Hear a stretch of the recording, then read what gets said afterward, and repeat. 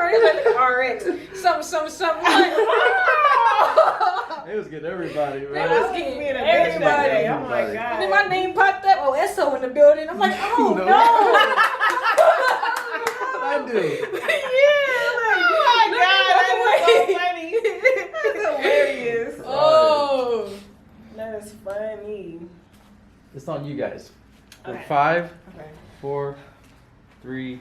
Oh, you bring us in.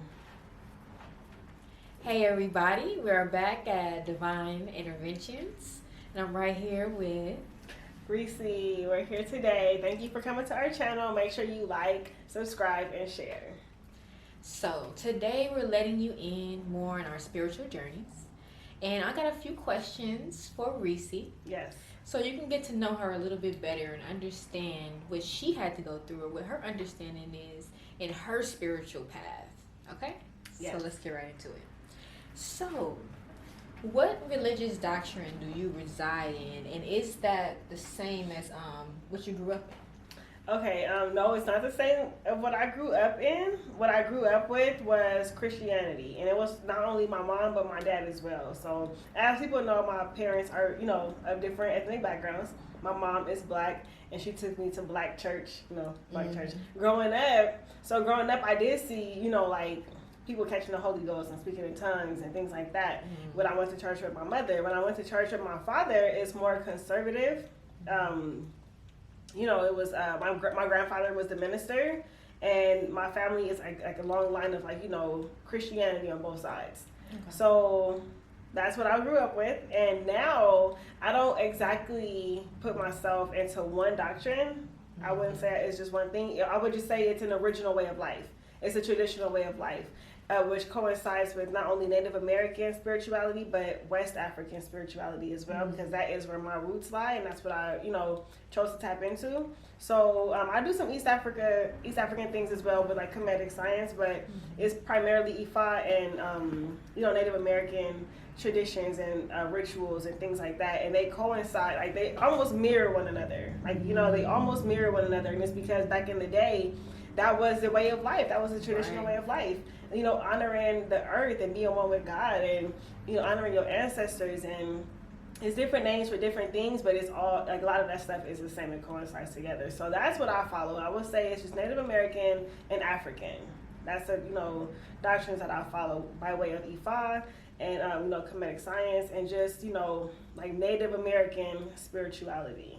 So, with you coming from a black and Mexican background, is that something that, how did you lead into finding out about Native American culture and African culture, being able to even, walk that path? Okay, so for the Native American side, my family, that is from Mexico, are indigenous. So they had their own customs or traditions. I would hear stories growing up, but I always knew that once my family got to America, they had to become Christian, they had to assimilate. And this was like the 1800s. So, those kind of things were happening back in the day. Like if you want to come into this country and cross that border, you're going to have to assimilate. You're going to have to, cut your hair, be a Christian, be a missionary, build these churches. So that's what my family did. And I just always wondered about like the Native family. Like they didn't do this. Like what did they do? I was just like curious about it, but I didn't know. I was a child. All I knew was Christianity. And as far as the African side, of how I got into African spirituality, growing up I always heard that it was bad, it's evil, it's voodoo, it's spirits, it's it's bad. But the lovely Sistar Outspoken invited me to Karasi Unity Center. And I went there, and the first day I went there, I remember they was like, okay, we about to leave with our song now. We got up, and it was the Black National Anthem, Lift Every Voice. And I was like, yo, like, it's real over here. Like, that's my song. Like, I know all the words to all 3 verses. So I was like, I'm here now. Like we here. That's it. And I think that, that was about almost 10 years ago now. Because my son was 2 years old at that time, and my son is now 11. So, yeah, that was 9 years ago. And once I joined, Karasi Unity Spiritual Center, that was it. I was like, oh my God, like, it's like a wealth of knowledge. Like, it's just like people in there are walking libraries, and everybody has different expertise, Like and it's grounded, real yeah. African people who are coming Master here teachers. yes, master teachers, like people who have traveled the world and bringing that knowledge here in LA. Like we don't have that everywhere, all over the place. It ain't a comedic center on every corner out here. So I had to take advantage, and I just really just delved in, head first. And I was like, let's see where the rabbit hole takes me. And that's where I was able to meet a lot of people that helped me so much on my spiritual journey. Like the Ifa Babalaos and, Nomad Winterhawk, who's a Native American shaman. And he taught me so much. He was like my spiritual advisor, and, rest in peace to him. I shade to his spirit. It's just teachings that will last with me my lifetime, and I don't want to hoard that energy, and I don't want to hoard that knowledge. I want to give it to the world because it's going to help everybody advance. That's beautiful. Yeah. What can you say was your first spiritual experience that let you know that okay, it's something else going on than what I'm being taught? Okay, so when I was a child, it's funny, I told this story to my children just over the weekend. Okay, so when I was a child, every night these people would come and wake me up. I would be sleeping in the bed with my mom. My dad would go to work at like 10 at night. My mom would be like, hey, Marisa, come get in the bed. And I would get in the bed and we'll go to sleep. And every night these people would come and wake me up.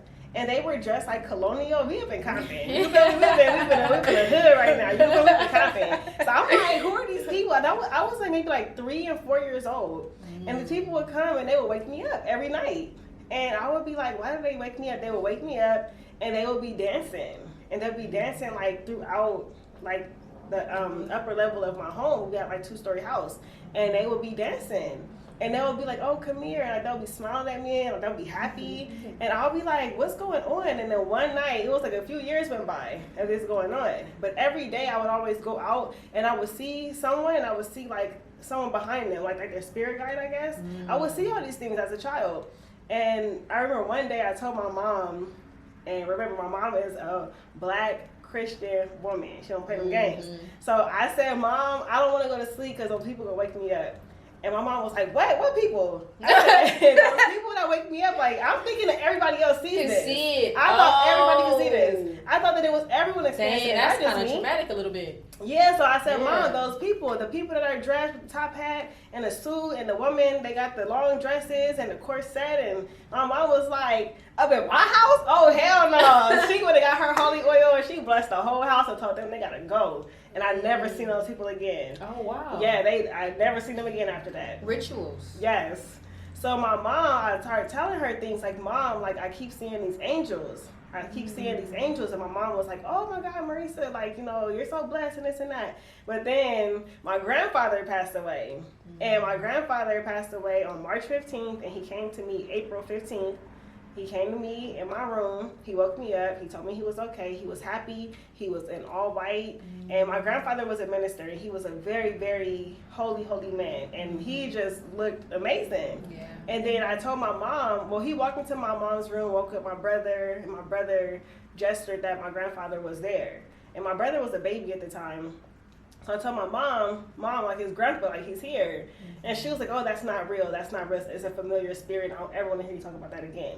So I was like, oh, okay. So I had to be quiet about these things. Wow. But throughout the years, I would always, see stuff. But then as I got older and started, being vocal about it, it was just like, oh, that's bad. You can't be doing that. Oh, that's evil.